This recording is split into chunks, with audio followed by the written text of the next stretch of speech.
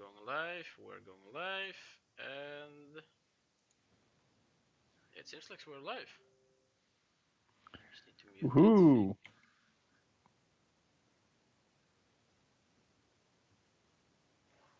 Yes, and we're live, actually. Yes. So, Exciting times, exciting times. yeah, we're gonna present today our first and special guest on our live show, Tobias Stolz Zwilling. I hope I say it correctly. That's very good, very good. But don't worry, even Germans can pronounce it hardly, so I was trying to say don't it worry best with a there. Swedish accent. Come on. So you that people have been watching us on Russian language, where Привет. unfortunately can afford a translation for English to Russian. So today we're gonna speak only in English, and we're gonna present you the whole show in English for our English interesting guests. So I think we should start with just telling people who you are, Tobias, and what we're gonna do today. So yeah, let's start and present Tobias to you. Sure, thank you very much. First of all, thank you very much, Alex, for the invitation. I'm happy to be here and to talk with you and support you on your big project. So thank you again for the invitation. As you said, I'm Toby. Or Tobias. I'm the PR manager at Warhorse Studios, which you can see above me. But I'm also a PR manager for Koch Media, which is the publisher that owns Warhorse Studios. And yeah, the most notable projects you might eventually know from me are Kingdom Come Deliverance, that released in 2018, and now Iron Harvest, which released in 2019 or 2020. Now I'm not currently sure. 20 last year, but this year actually there will be, or this year tomorrow there will be a big um, DLC coming. So cool stuff ahead. By the way, you changed your background I thing just need again. to check how it looks like on Yeah. stream because even though I'm trying to see it from PC version, I'm just trying to how does it look correctly. Now you are right. Now that you are capturing your own screen, it's Yeah, better yeah, to yeah. have it correctly. Should I change it back? So yeah, so that's me. That I'm, as I said, PR manager for Warhorse Studios and for Koch Media. Oh, okay, we have some actually people that are watching us right now. That And actually, is there good. are people that are hoping to see that will be something about Kingdom Come Deliverance too. Yeah, and unfortunately today it's all about you and not about me. So no, nothing special. If you came for anything in that direction, then you're bad here. So no Warhorse information at all. People was just trying to get some pieces of Intel. Yeah, so to begin with our question today, we're gonna discuss about that you're working in AAA studio and we're Hmm. trying to get a double A studio. I hope we are already a double A studio. So let's start with what is like your own opinion on the gaming industry and how did you start it? How did your path start in the gaming industry itself? Wow, that's the most difficult question to start with. What's my take on the gaming industry? Well, it's changing, it's fast, it's impulsive. Things are sometimes louder than they should be. People are often dealing with things that are outside of their usual, let's say, payroll. It's a weird and funny and well, quickly changing industry. However, I like to say that me as a PR manager in the gaming industry, I'm selling entertainment, or I'm selling fun, or I'm working in a field that tries to bring smiles to people's faces. So while that most likely is not essential to stay alive on Earth, it still is an industry that I think is very, yeah, good for society, if you want to call it like that. Um, and yeah, well, last but not least, it of course, it's growing strongly. So if you consider the music and the film industry uh, combined, are already got surpassed by the gaming industry. So it's growing. There's new stuff coming. And how about me personally? So I'm in the gaming industry since 2014. So almost 8 years now. And I started as a community manager at Warhol Studios. Before that, I was studying journalism. So my idea or my preferred plan always was to become a journalist. And then the thing is, though, that I'm living in Prague in the Czech Republic at Warhol Studios, and I studied my master's here, my master degree. And after studying, the problem was that I had to try and find a job, of course. And the thing is with journalists is that you have, I don't know, I exaggerate, 1 million journalist students, but only three, it feels like there's only three positions there for journalists. So it's a big fight and a big struggle, and it was difficult. I worked for the German news here in Prague, which was kind of okay, but still I felt like that's not it, and that's not the way I was wanted to go. And then one day I was in the apartment building I'm living here, and there was this giant bearded, a little bit chubby dude who was like standing in front of me saying, "Hey, hi, what's up? Do you live here?" And I said, "Yeah, of course I live on the top." He said, "Hey, my name is Daniel Vavra." And I said, "Oh, cool." So I went up the stairs, and then I was thinking about, yeah, Daniel Vavra, Daniel. There's something rings a bell, I didn't know which bell by that time, and I googled him, and immediately saw Daniel Vavra, creative director for Mafia 1, Mafia 2, currently Wow. opened up Warhorse Studios, new game Kingdom Come Deliverance on Kickstarter right now. Go and support it. And I was like, what?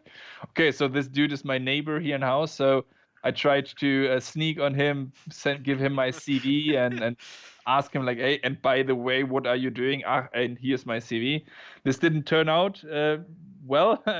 Couldn't really spy on him, but one day Warhol Studios were like posting, because they were only looking for programmers and stuff like that, and math and these kind of things is definitely not up my alley. So I really bad in counting one plus one and doing all the PC stuff. So but one day it was like Thursday evening or something, 10 p.m. or so. They were writing or offering or I saw the community manager position there. Um, so I dressed up, went down the stairs, knocked on his door, and said, "Hey Dan, I know who you are. I love what you do. Here's my CV." So he laughed, said, "It's shitty paid." I said, "Yeah, I know. Don't worry. Journalists are also shitty paid." And then things got together, and in June 2014, I think I started to work at Warhol Studios as a community manager. And 1 year later, I got promoted to international PR manager, and I'm doing that, as I said, since 2015. First for Warhol Studios only, and now for Warhol Studios and Koch Media. All right, all right. So I think we can tell a short story about how you and I met on Russian Expo Igromir.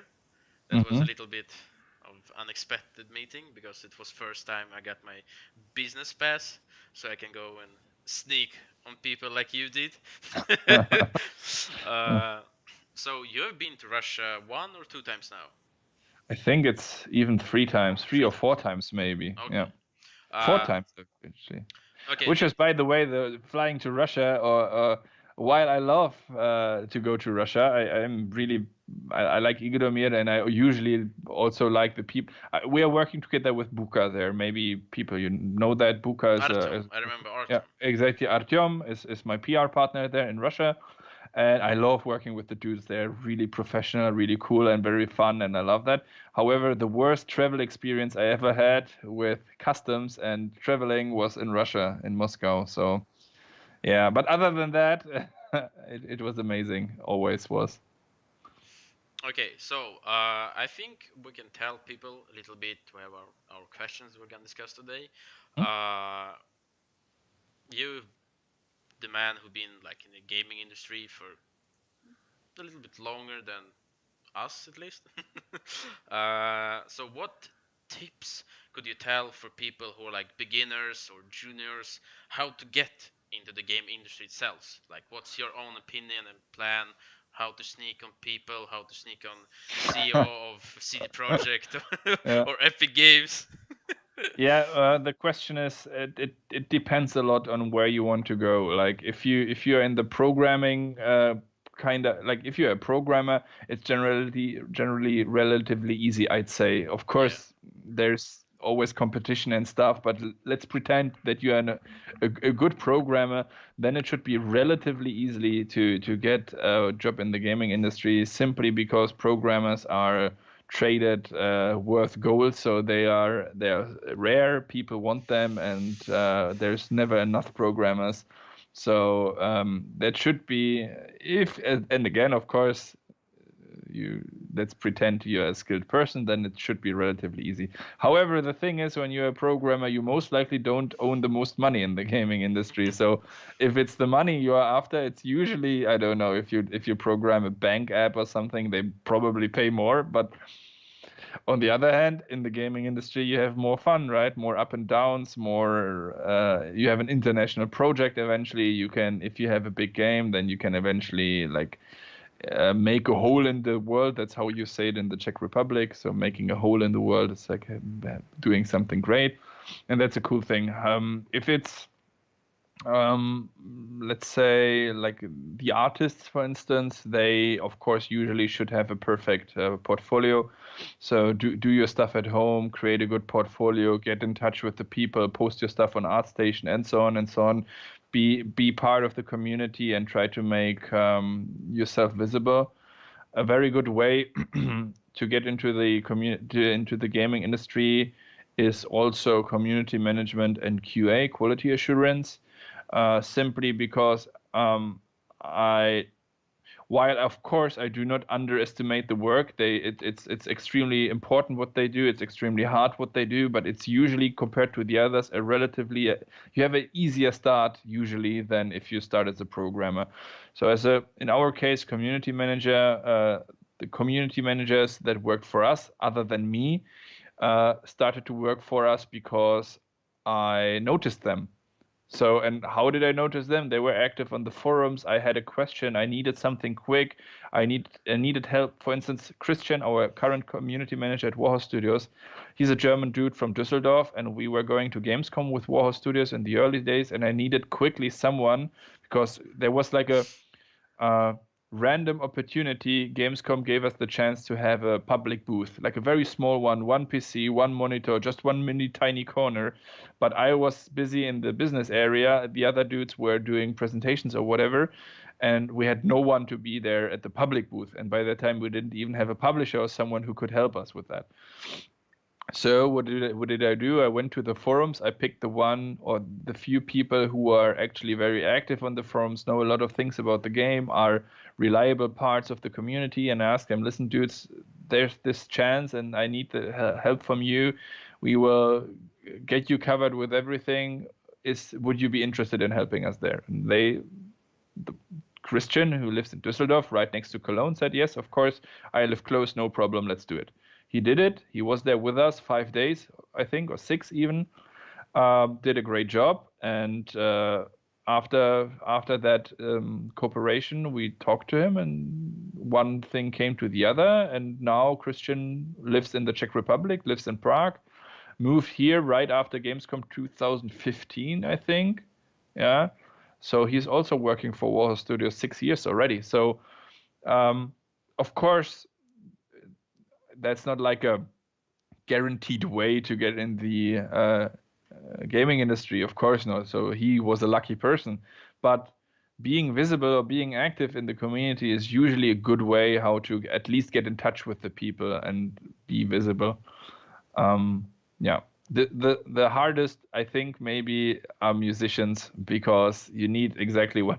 Usually you need exactly one musician per game, and there's a ton out of there. And in the beginning of Kingdom Come Deliverance, we got like millions of, hey, I'm musician XYZ and I want to do music for you, but yeah, we can only pick one and not 500, right? So that's kind of tricky, but yeah, I hope that answered the question for you. Long story short, be active, be visible, try to get in touch. Social media are great, forums are great, and yeah, if it comes to what you should study or what you should do, like um, profession-wise, it's always to be good to be specialized or interesting in a combination. Let's say you are a programmer, or yeah, let's say you're a programmer and can do music as well. Let's say, yeah, or do at least have a like general idea of music. Then you can offer yourself as a programmer and someone who can implement music into the game. If you, yeah, you understand what I'm trying to say. If you're a skilled artist and also are able to do like some minimum UI work or whatever programming work, then you're also immediately way more interesting if you can spread your skills over a bigger set of yeah, possibilities or skills actually. So that's usually pretty good if you're yeah, if you can offer more than the regular jack on the street. All right. We actually have some questions on the chat. Is Mm-hmm. questions like, when will you next time visit Russia? Uh, well, I wanted to visit last year for Igromir, and for the longest time it looked like Igromir will happen, but it didn't. So sad face. But if Igromir happens this year, then I will come. So if there's an Igromir, I will come. So let's call Okay. it like that. Next chance is Igromir then, which is in October, November, I think. Yeah, something Yeah, like that. We yeah. actually have some guests, I think, from your side. They're saying like Tobino or Tobileroin, and some Hello. stuff that people are asking if they're like had some skills, but they're too shy to apply, and English might not be so good. What could you get advice for people like that? I mean, like, Yeah, well, that is a big problem for sure. But that's a general problem, and it's not like specific game industry, but if it's a like, of course, you need to jump over your shadow. You need to come out and be at least a little bit present, because if you don't do it, someone else will do.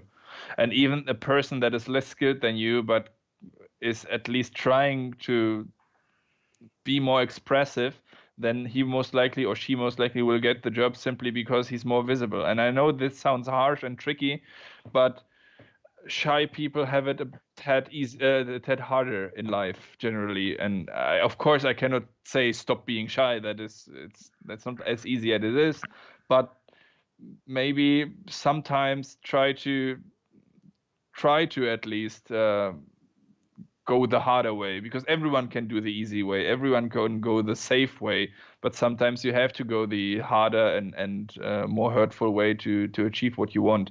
In my opinion, in my case, for instance, I think a big part of me getting the job was being ready at the right time and right moment. And I know it sounds funny when I said I went down the stairs and knocked on his door, but maybe this was a trigger, maybe this stuck to their mind, maybe that is this crazy move was something that motivated them to invite me, even though maybe they had other better people there. I don't know. There's many things there. Um, English is, of course, that is, let's face it, it's an international language and it's an international business language. Again, it's you don't you can stay, let's say we are talking about Russians now right now. If you want to strictly keep to Russian language, then you're limiting yourself with going to only Russian developers. Now there are a lot of Russian developers and the offer is really big. Moscow, St. Petersburg, everyone. The bigger cities usually have some kind of developer or app developer or whatever there. So there are chances, of course, but English is the key to the world. Or Chinese actually, but that's another I story. that's another story. But English is the key to the world. If you know this one language at least slightly, then you can not only go to Russia, but you can go to all the other countries as well. Yeah, at least like So, us to know English. excuse me? Like to know English on level that we speak on the beginners. Well, you know, So we at Warhorse Studios face the exact same problem. We also have a big language barrier in the team. So Really? Warhorse Studios, of course, Warhorse Studios is in the Czech Republic, and we would love to have business language English. However, that's not possible. Not for all the departments. Some departments are very international, some are not, and that limits us. And that, so for instance, as far as I know, our programming team, I think, is only Czech, for instance, right? And Mm. if I don't know exactly why that is. I guess it's because of communications issues. They have to discuss on a daily basis about problems, about what to implement and what not to implement. And I think there are fears that something can drop off the table if there's the language barrier.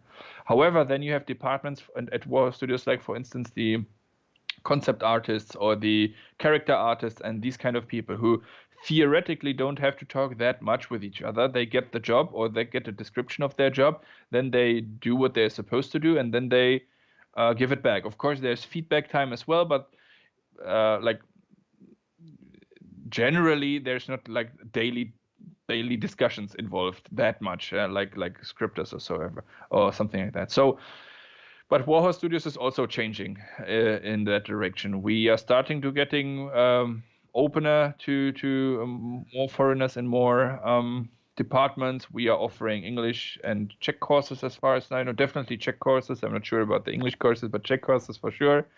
And we have to open up ourselves because, and that's what I said in the beginning, every employee or every person that can contribute something to the gaming industry or to your studio is extremely rare. And we, while you cannot limit, while you shouldn't limit yourself with speaking only one language, we also shouldn't limit ourselves by accepting only one language. Mm-hmm. So you see the problem.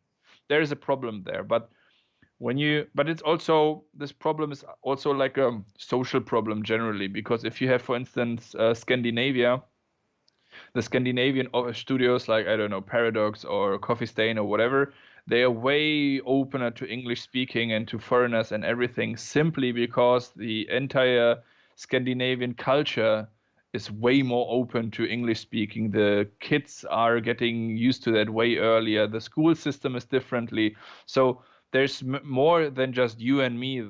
There's also like a country level that needs to be involved.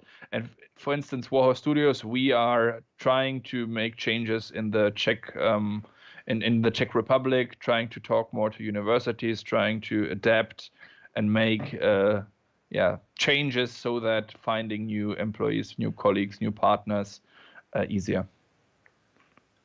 Yeah, about the Nordic language. I mean, like, yeah, you might be actually correct here that they accept more people of different languages that only think that they learn in the company how to speak English, or yeah, learn Swedish, yeah, Finnish, Yeah, but I or think generally you have also the Benelux countries, Belgium, Netherlands, and Luxembourg. They have a way better connect. Like when you have a regular German speak English and a regular Dutch or Scandinavian person, I believe that their English is way better. well, we just had Warhorse Studios just come to say hi just a little bit. I got more That nervous that's here. good. That's uh, good. So now either the community manager or my supervisor are watching now. So the pressure's on. okay, let's continue. Let's continue. uh, you've been playing like our game. I gave you the build to try it out. So I just would like to ask you, what do you think about overall on the turn-based strategy games, and what you think of the work we pulled off for now, even that we're a young indie studio and Yes. with no investments, only working with our hearts in the game. Only living from love and air. Yeah, exactly. I'm a big fan of turn-based strategy games. So for me, it was a very easy answer when you asked me if I want to try it, and of course I want to try it. Turn-based is something I really enjoy. I like the game a lot, actually. So Saturated Outer Space is a very interesting combination between being a emergency firefighter or emergency first aid police combination, and It's actually just also it is actually just a future rescue team. that we're Yeah, gonna try well, to yeah, pull. but you're also since you're also okay, rescue, but still that doesn't negate what I said. It's a combination between being an ambulance emergency guy, a firefighter, and a police officer, kind of all merged into Yeah. one person. And you have the combat, the turn-based combat there. So I liked it. I liked the little puzzles you had there. I understand that the team is relatively small, and as you said, it's one of maybe the first project. It is Yeah, your it's first. actually, it It's the is our first first project. project with little to none funding. That's always extremely hard, and I think I liked it. I liked it a lot. You're working with Unity Engine, right? Yeah, for Unreal Engine, that's right. Unreal? Yeah. Unreal. So with Unreal, sorry, you did a great job there. It looked really cool. I had fun. I had only one crash, which is also, if I compare it to anything else I played in early, anything else, it was way better. So thumbs up for that. And yeah, I'm looking forward to the final release and to what you're coming up with. Well, I hope if Warhol Studio might open some TBS genre investment stuff. Yeah, so we are Warhorse. You mean Warhorse Studios is publishing something? Yeah. You could talk to Koch Media or Buka. Talk to Those Book. Yeah, because well, we didn't talk those are with the Book. Yeah. publishers. We are just the developer, and we actually, because we cannot, we did Steam publishing ourselves, but that's about it. We are not able to do, or we were not able to do boxed games and being able to get it to the shops all over the world. Steam is easy. You push a button more or less, but all the other things are way more complicated. Therefore, Buka or Koch Media are your people there. Okay, Koch Media. Okay, I got you. I hope Koch Media maybe listen to us right now. We actually upgraded your build, I think, around 7 or 8 times now since you got it. You should With give me the latest version then. You actually have it down the video. You can download it now from Steam because today we're actually opening our playtests on Steam. So people Is it are a public demo then? yeah, exactly. So yeah, Congratulations. it's a big Big stuff for us. milestone. So Big yeah, everyone milestone. is actually are able to download our pre-early alpha access. Early.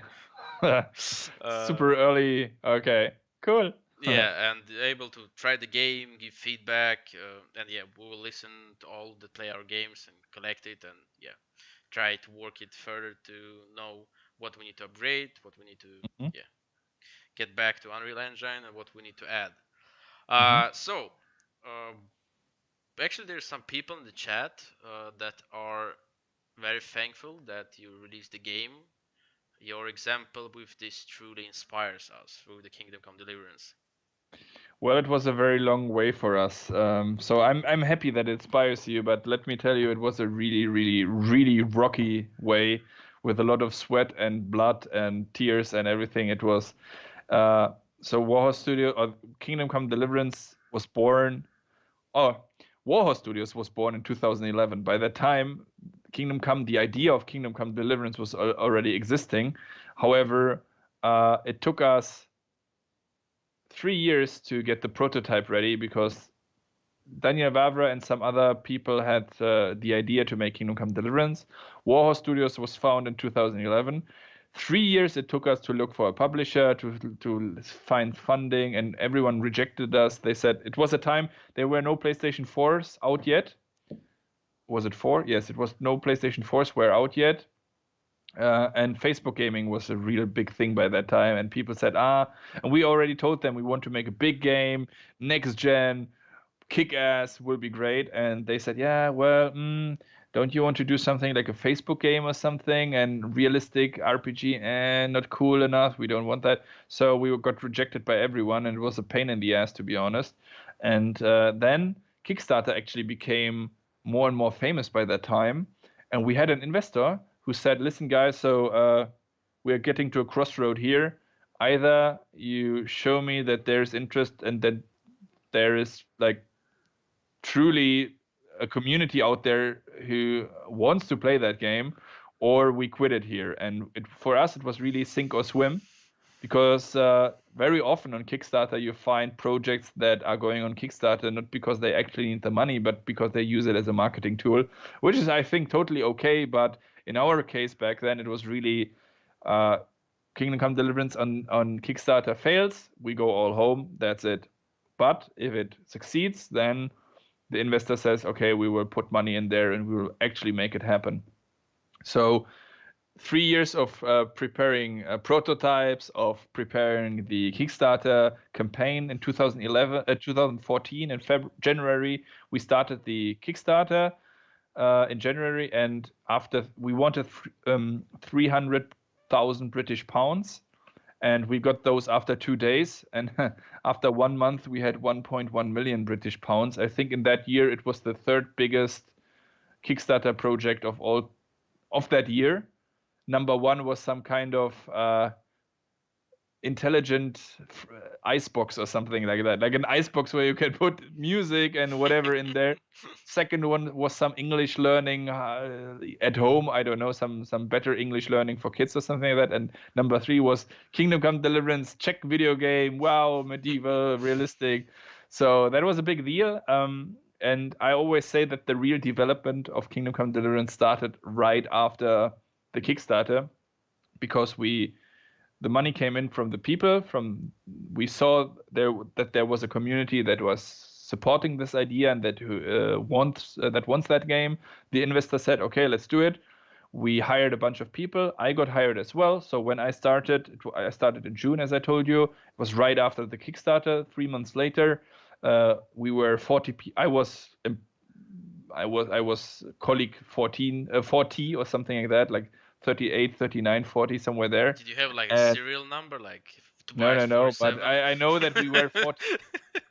I know that we were 40 when I started, so I'm not sure, and I think I was one of the last ones. But anyway, so we were 40 at the beginning, like the beginning of the studio was 40 people. In the beginning, it was three or two. Yeah. Oh. Then the entire Kickstarter thing happened. Up to the point we did Kickstarter, we were 15. Yeah.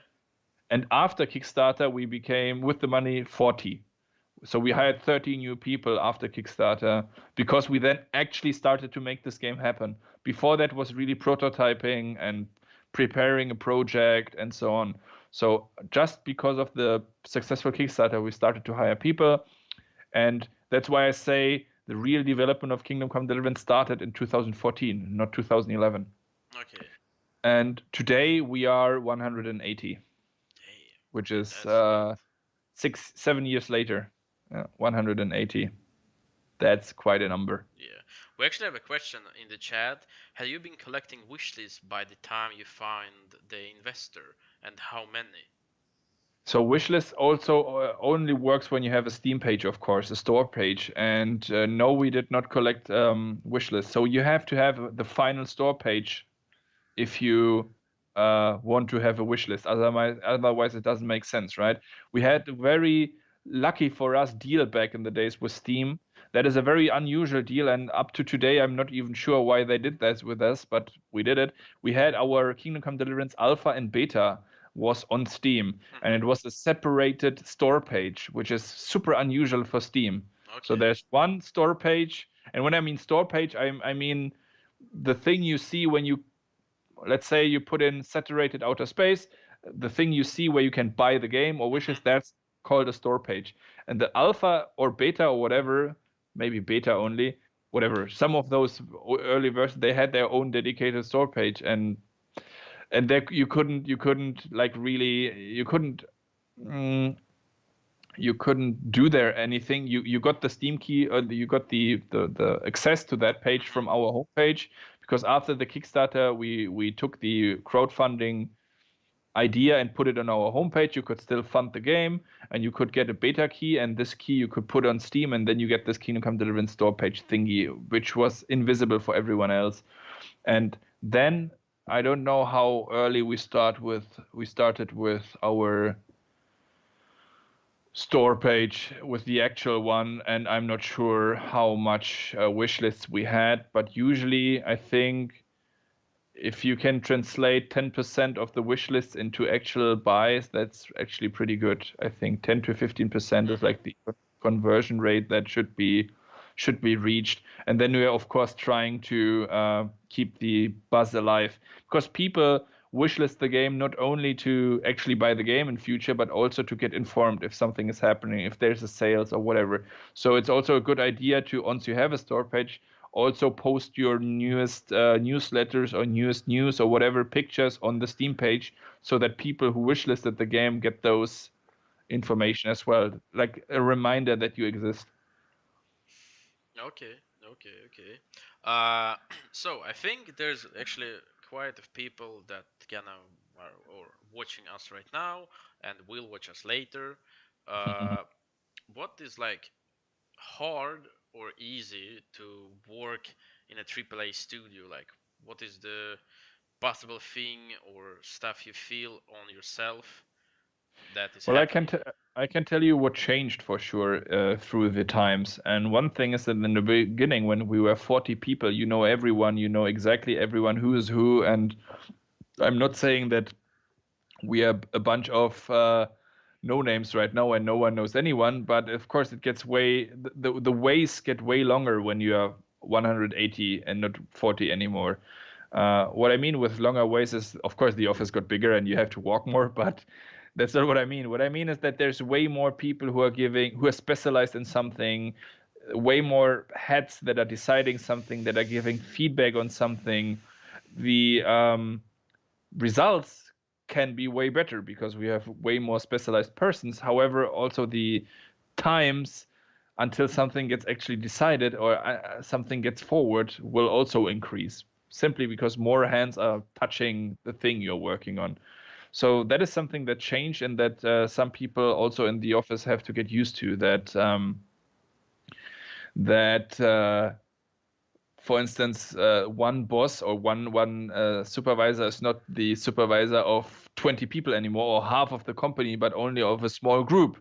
And this small group is part of a bigger group, and this group also has another. So there's a lot of learning there, giving up more, giving power to people, and dividing stuff and talking about stuff. So this is definitely something that changed. Then the AAA thing.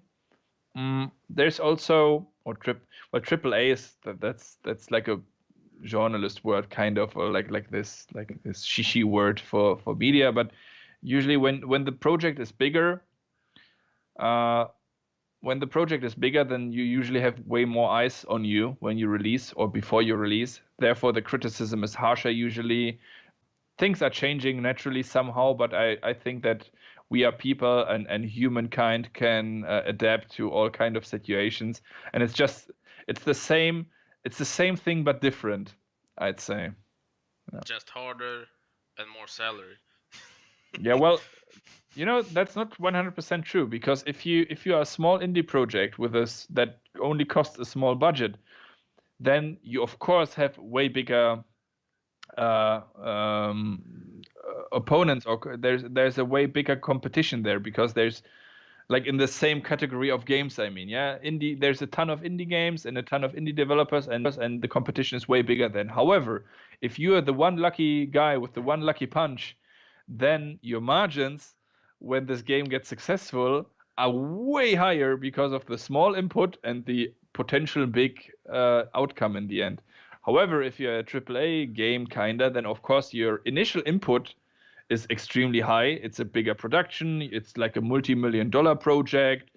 It's not only you are hanging in. It's hanging in. There's marketing deals. There's publishing deals. Maybe you have some kind of partnership with, I don't know, with some other company, and they want your game to be good because you have the sponsoring deal or whatever. And then you put in so much money, and the result is only a little bit higher than you actually put in.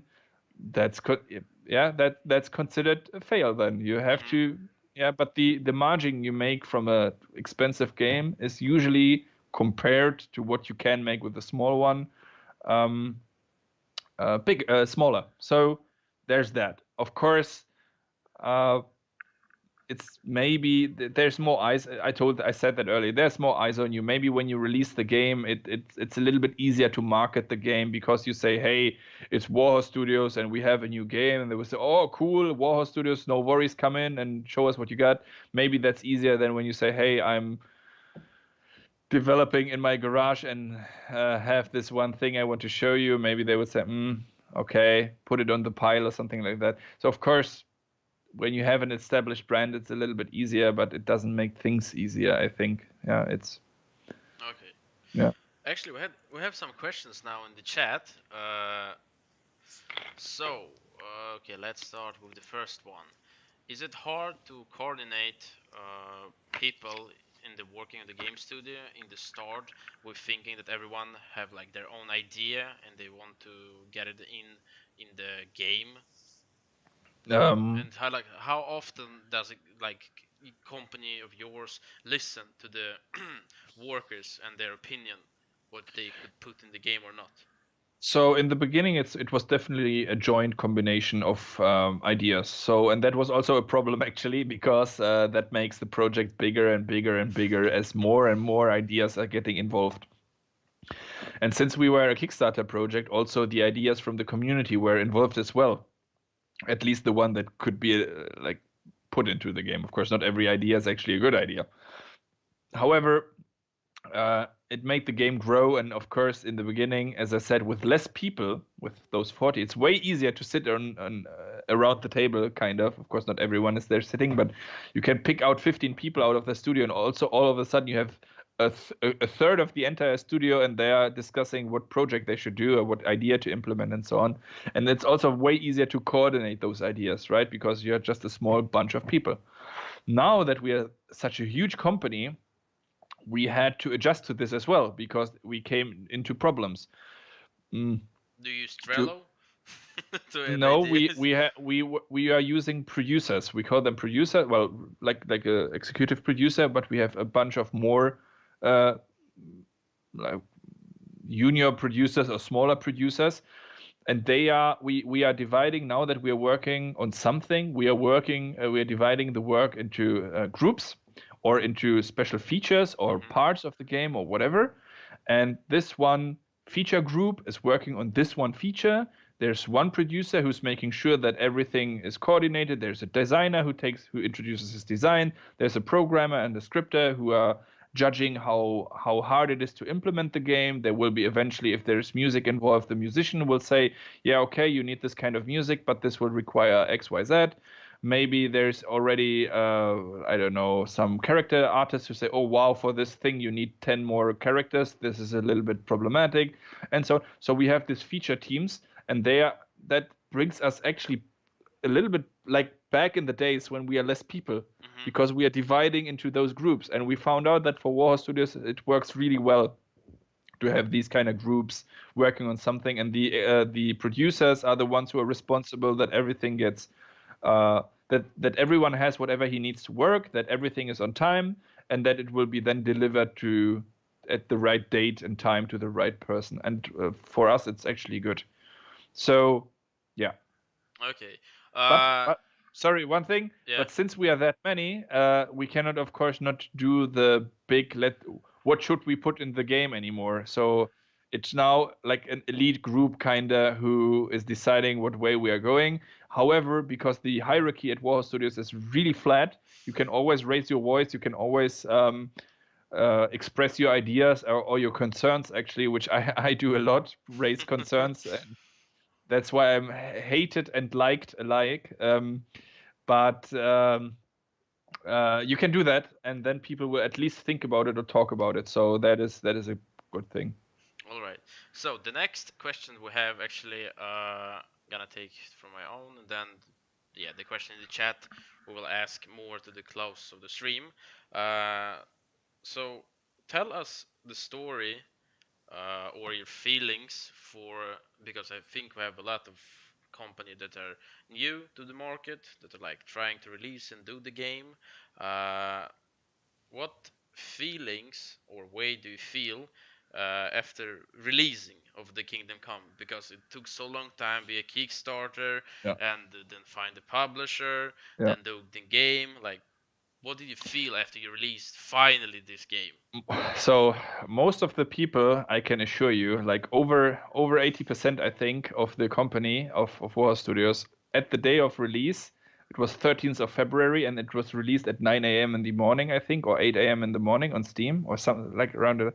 By that time, 80 or 90%, I think, felt extremely hangover because the evening before, we did our release party, and it was on purpose because we wanted to celebrate the moment that the work is finished without having in mind, oh, the game was rated 10 out of 10 or 2 out of 10 or whatever. Without the ratings in mind, we just wanted, and maybe that even answers your question, we just wanted to celebrate that we finally released the game and that it's out there and that from tomorrow the people can play it. And we had a very, very nice party. I had to go in the morning. I had to go in the morning in the office, so my eyes were somewhere at my knees or something. It was like really, but like yeah, like generally, of course, it was a huge relief. You work towards one goal, towards one thing.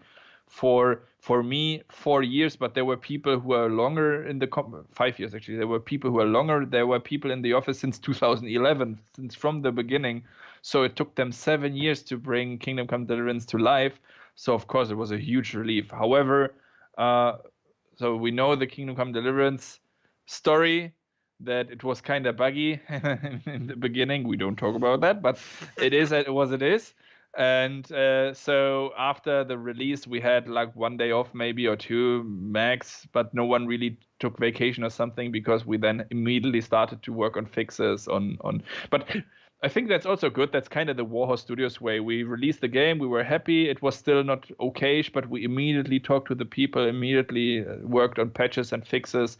And within a month, I think we released 4 major fixes. Of course, one can argue don't release with bugs, but it is what it is. It's a huge ass open world game. These things happen, and some things just slide through. And when we have a QA team of 20 people, I think, or something like that. But Kingdom Come Deliverance in the first week or in the first month sold over 1 million copies. So instead of 20 QA testers, 1 million QA testers. That's, of course, they find the weirdest stuff, and it made our life a little bit easier. But as I said, we worked on it constantly.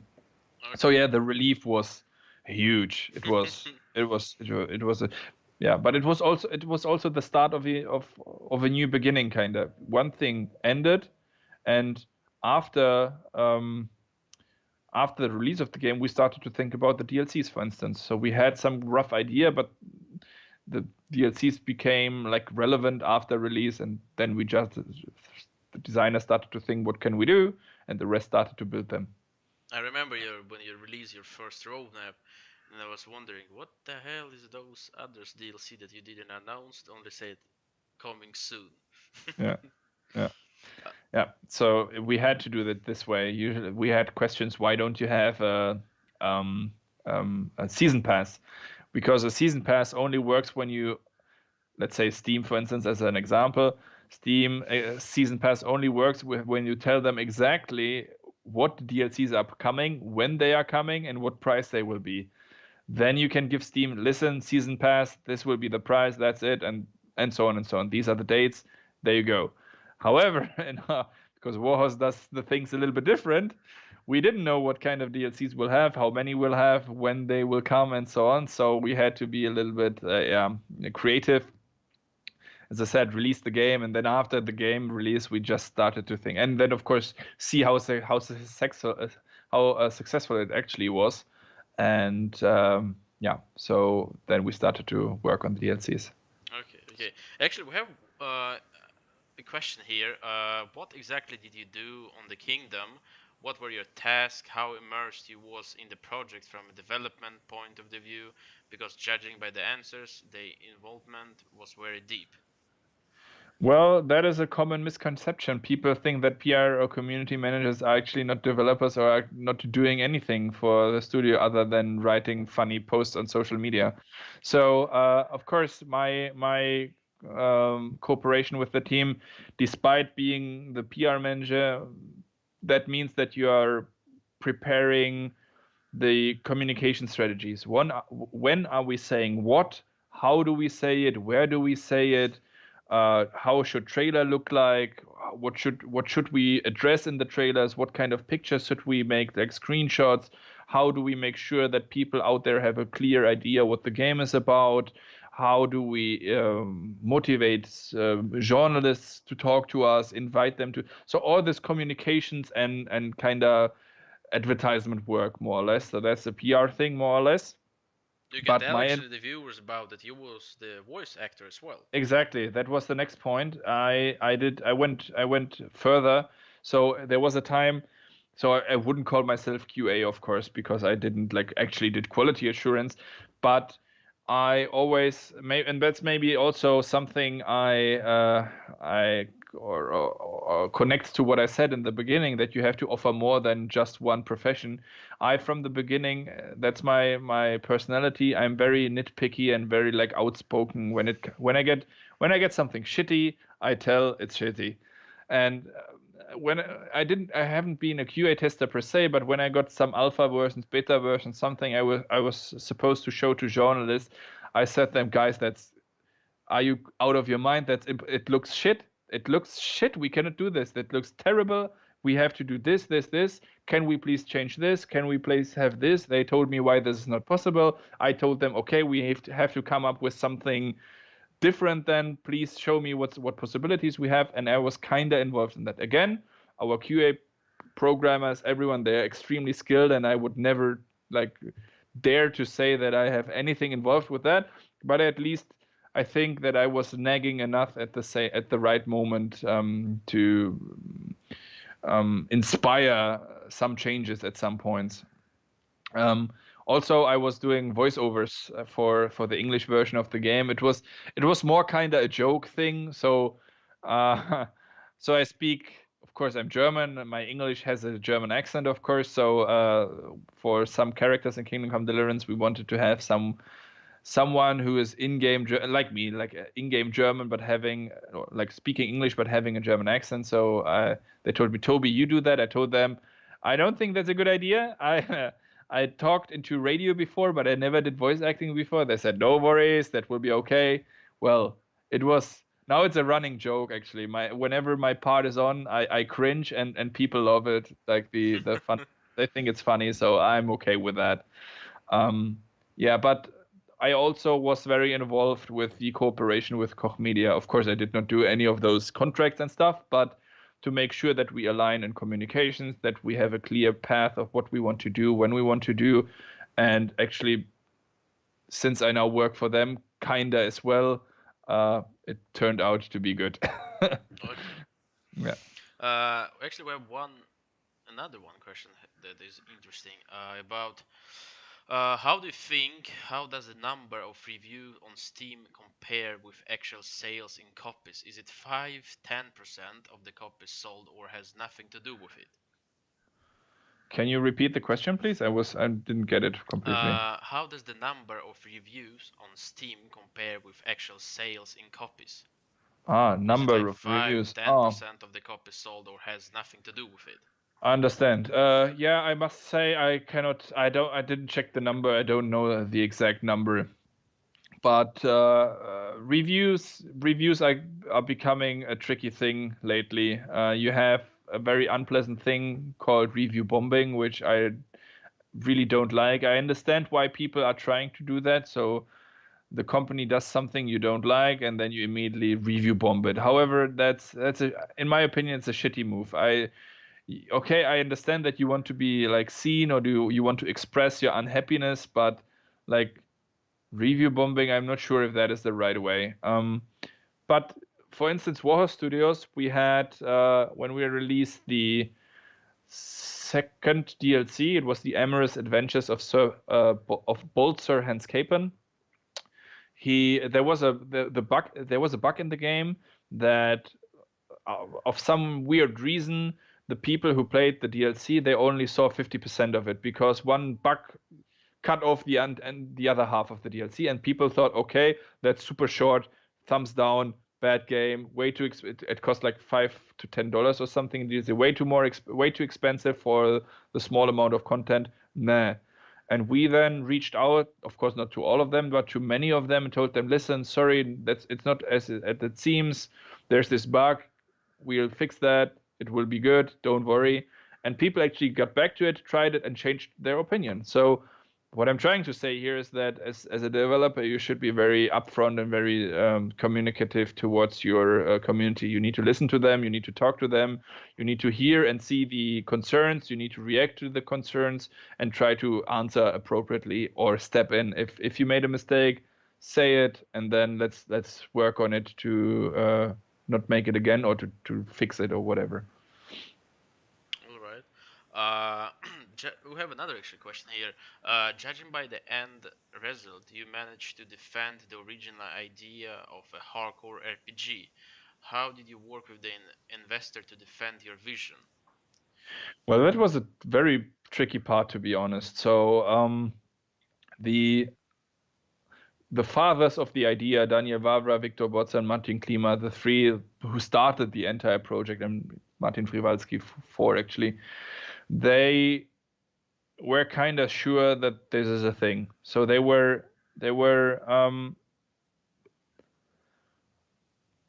sure that this is a project that has potential and that people want to play it out there. Mm-hmm. We got refused by the normal publishers out there in the world. They said, "Nah, we don't want that." The investor we had by that time said he got nervous, of course. Dude, you're saying it's a good thing, but the publisher, and he's not the investor was not like, he's not from the gaming world, so he's from a completely different industry. And he said, okay, dude, so you are telling me this game is a cool thing and people will buy it, but those dudes who are gaming publishers say it's crap. So what do we do from that? And the Kickstarter thing actually saved our lives as well, because we did, of course, we did a market research. We made a market research in Germany and in England and in the USA, and we asked people, hey, would you like to play a game that is like this, like a regular questionnaire, and it seemed okay. The market research was good, but then, of course, one thing is, like, you click something on the website and then you don't care for it anymore. The other thing is when you vote with your money. Mm-hmm. So we told the investor, listen, Kickstarter, big thing, just like got interesting and crazy and so on. Let's go on Kickstarter. Let's do that project and let's see if people are willing to pay money for that project. If they don't, if the project fails, people get their money back, so they don't have loss, and we know, okay, maybe the idea was wrong. However, if the project gets funded, then we see there are people, there is an audience, there is customers who want the game. So investors said, okay, last chance, and as I told you, it was a happy end in the end. Instead of 300,000, we got 1.1 million British pounds. So that was huge. So that made it easier, though. That made it easier to defend the idea because we had the backing of the crowdfunding. Mm-hmm. We then kept the crowdfunding on our homepage, as I said, so people were still willing to buy it. Media were starting to get more and more interested, not only because it was such a successful Kickstarter project, but because the alpha and beta looked different to other games. It was interesting. People wanted to talk about it. It was this realistic approach. People were reviewing the alpha versions, the beta version. They were reviewing like crazy. Then I stepped in with my work. I tried to be in very close contact with German media, with international media, tried to invite them to Warhorse, take a look how we are doing stuff. I was traveling there. So doing the PR work actually to show them that there is actually substantial material behind those promises. And yeah, in the end, even the publishers that eventually refused that, in the beginning, then started to be interesting. We had a different position, because in the beginning it was, please publisher take us, then the publishers came to us, please Warhorse come to us. So it was a different situation, good for us as well. And yeah, so we were a lucky few there. All right. There's actually people who are saying, I love the A Woman Slot DLC. When you finally also get the continuum of relationship. Yeah, that's also my favorite DLC. It has my favorite quest, which is the Johanka quest line.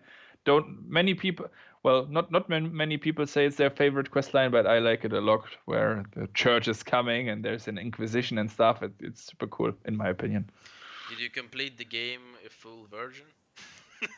Well, that is the shameful part. I have never really played Kingdom. Well, of course, I played Kingdom Come Deliverance. I played all the parts I always showed to media, and I know the game inside out, like by heart. But I never played the game from start to the end. So on Friday, what's today? Today is Thursday, right? Yeah, No, Wednesday, Wednesday Thursday. today. So on Friday, I will stream Kingdom Come Deliverance on the Warhorse channel. So take a look on that. And Wow. that is actually the furthest I ever got on Kingdom Come Deliverance because I am just playing on stream, right? And I stream once in a month or something like that. So yeah, I know that's shameful, but sorry. I know that's shameful, but that is a maybe that's a business like profession sickness kinda. Yeah, when you work with a game for so long, you maybe don't you are more interested in the other people than your own like I enjoy watching someone play Kingdom Come Deliverance rather than play it myself. Maybe that sounds weird, but once you develop something and watch someone play it and enjoy it or hate it or whatever, I think that's way more interesting for a developer than actually playing himself. Say, oh, I made a great game, and then you play it. It's when the other person say, oh, that's a great game you made. I think that's way more way nicer. Okay. Does Warhorse Studio work on side projects? We have a question. We don't have a side project. We have just one major project, and yes, we're working on something. Okay, okay. So something. You can't tell Something. what, but something. Okay, okay. Just everyone is, I think, is hoping for the Kingdom Come 2 to come, but yeah, I know that you are not allowed to talk about that or something. I just hope maybe is it Koch Media or Warhorse who is going to E3 if like it's happening?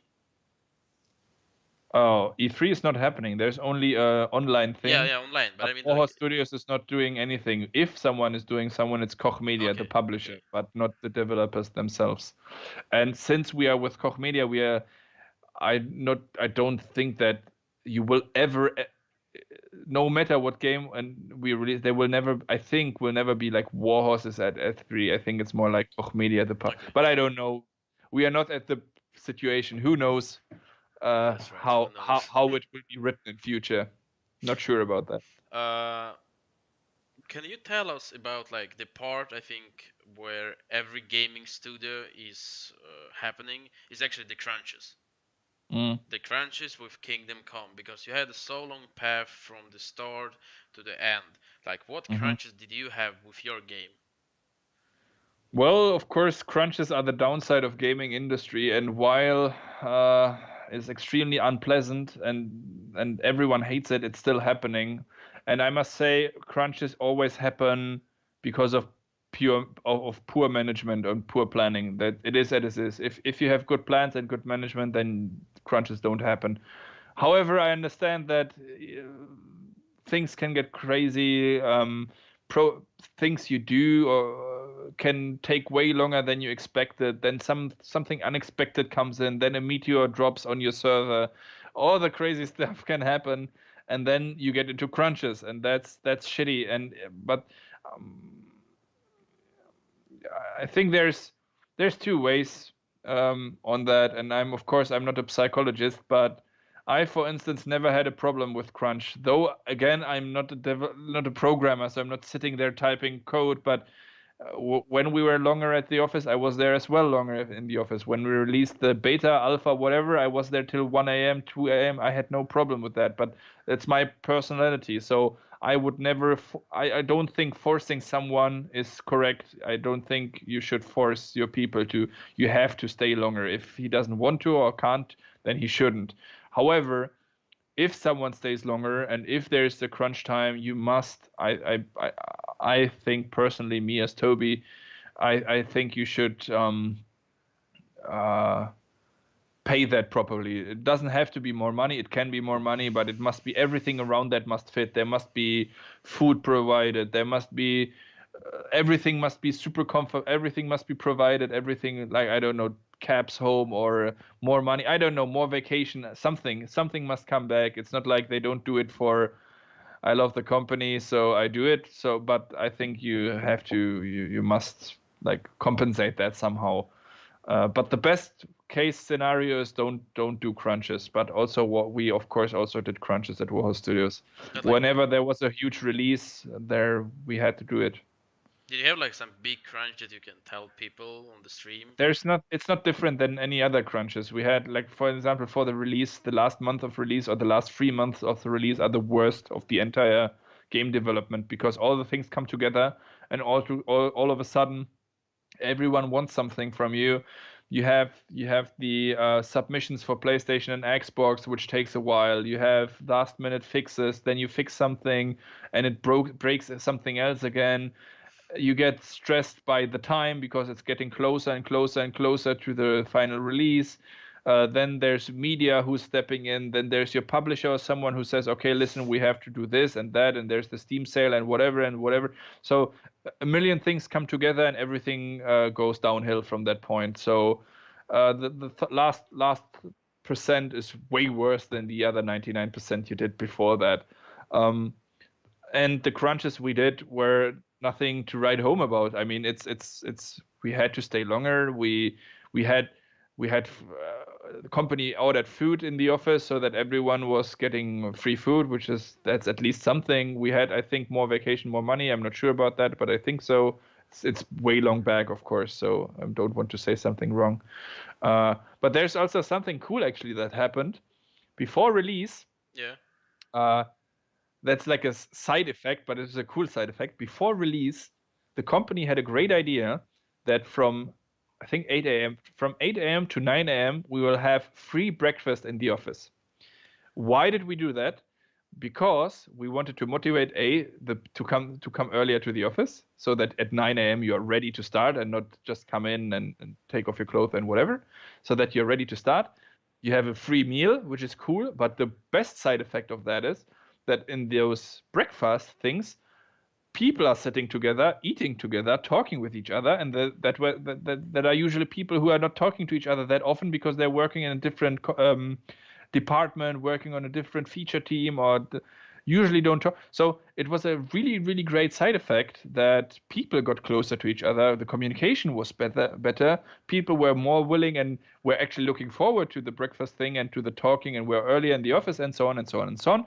And it was so successful that even today we still have the free breakfasts every day in the office. So, and it's 3 years after. So that is a big thing, and that is a company tradition now. Free breakfast every morning at Warhol Studios. Oh, we actually have a quite interesting question here.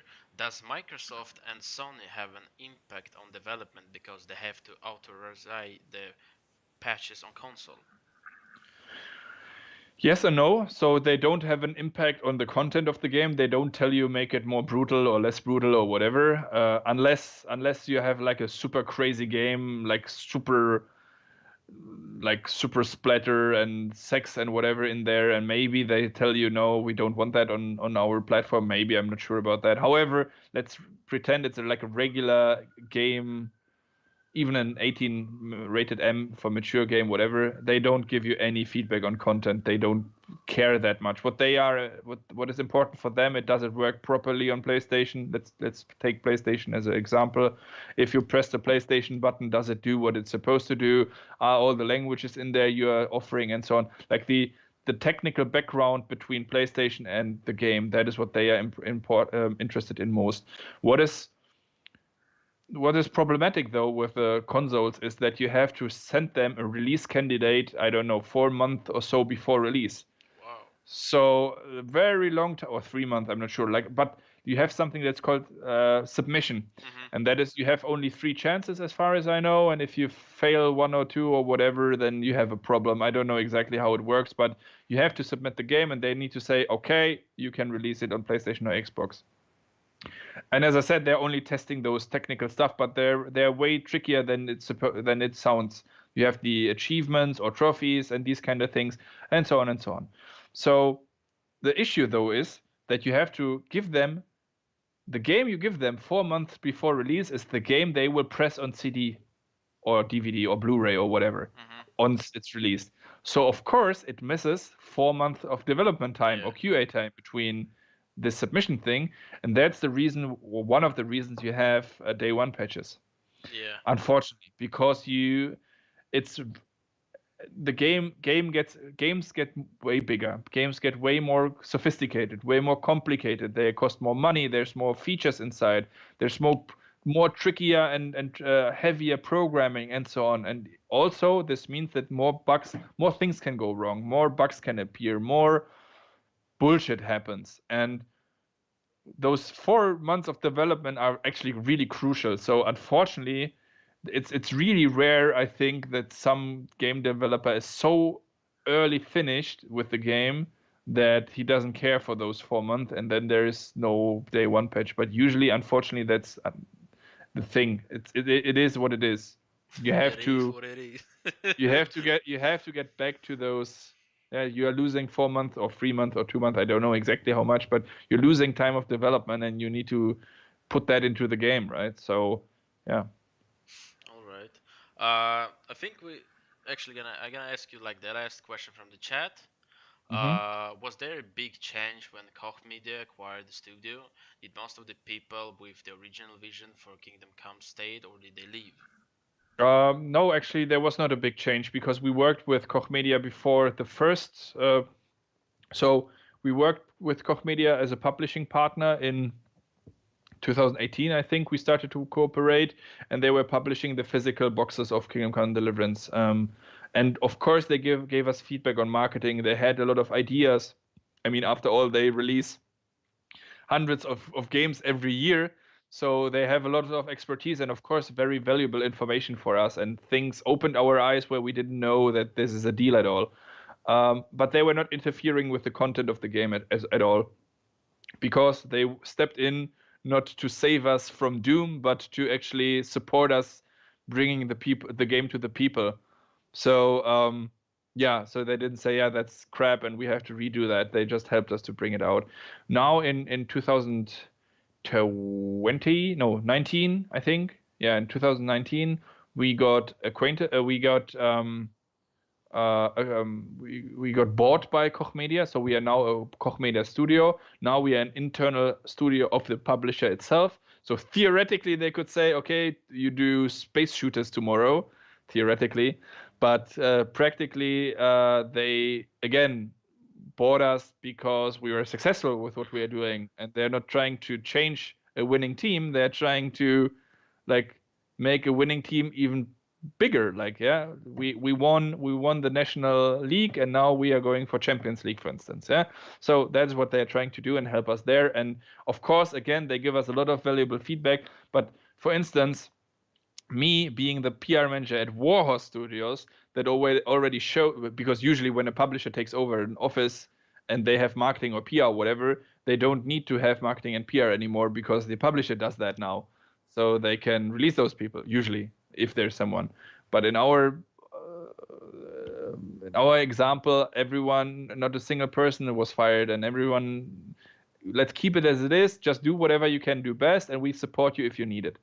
So the deal with Koch Media is for us very good, and for them hopefully as well.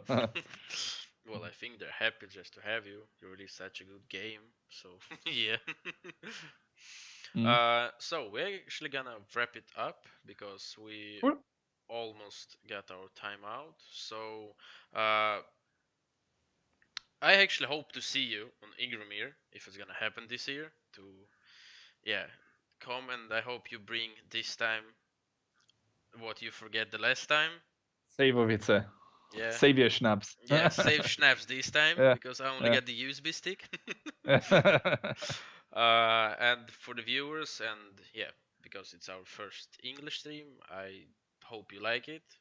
Because we're trying to make a good game, really trying hard with no money, but Yes. big smile and hearts open for feedback for people to try our game. And well, all I can say for now that this is actually not the end. this is also the beginning of something bigger that will happen with the live show, because you already know what's happening next with live show, Hmm. thanks to you. But you can Will be announce cool. it. You can announce it as well as you No. can announce it the Kingdom Come 2. I know that. uh, so you actually can say some words for people, and yeah, Okay. from I will say, Привет, ребята, меня зовут Tobias. Говорю чуть-чуть по-русски, не понимаю по-русски. And yeah, actually, because we have some students that are watching us Mhm.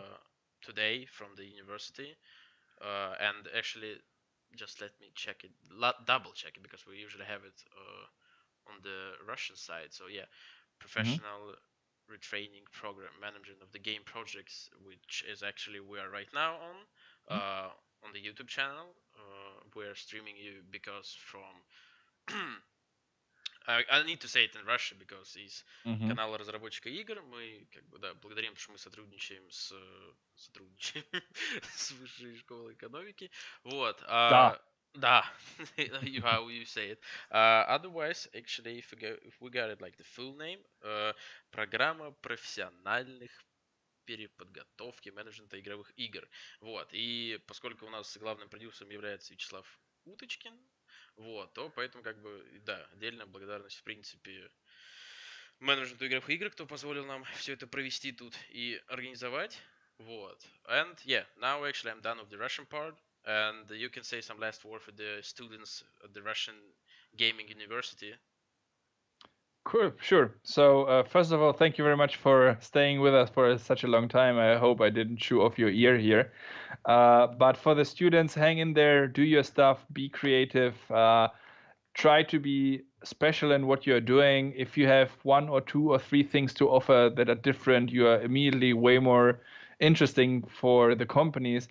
But on the other hand, the companies are desperately looking for new talents. So do your stuff, hang in there, and maybe see you on Igromir or some other gaming event one day. And you show me your cool new game, and I will say, ha, spasiba. Well, the next time, as you gave me the closed access to Iron Harvest, I Mhm. will probably give you the closed access to saturated outer space. uh, Finally. so yeah, well, that was me, Alex, the producer of the live show, and our first special guest, Tobias, today. And well, it's not the end; it's only the beginning. Thank you. Goodbye. Bye, everyone. Bye.